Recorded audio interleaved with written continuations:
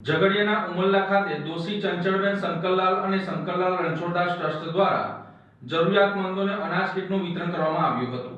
ઝઘડિયા તાલુકાના ઉમરલા ગામ ખાતે આજરોજ દોશી ચંચળબેન શંકરલાલ અને શંકરલાલ રણછોડદાસ ટ્રસ્ટ દ્વારા પવિત્ર રમજાન માસ અને હોળીના ધ્યાનમાં રાખીને સર્વજ્ઞાતિના નિસહાય ગરીબ વિધવા તેમજ વૃદ્ધ લોકોને અનાજની કીટનું વિતરણ કરવામાં આવ્યું હતું।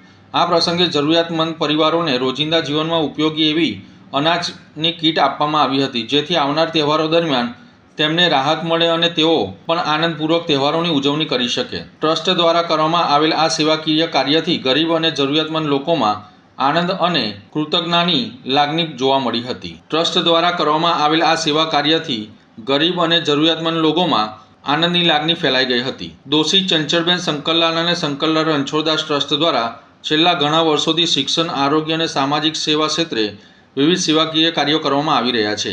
ગરીબ અને જરૂરિયાતમંદ વિદ્યાર્થીઓને શૈક્ષણિક સહાય તેમજ સમાજમાં નબળા વર્ગને મદદરૂપ થવા માટે ટ્રસ્ટ સતત કાર્યરત રહ્યું છે। આ અનાજ કીટ વિતરણ કાર્યક્રમમાં ટ્રસ્ટના કર્મચારીઓના સહયોગથી સફળતાપૂર્વક યોજાયો હતો।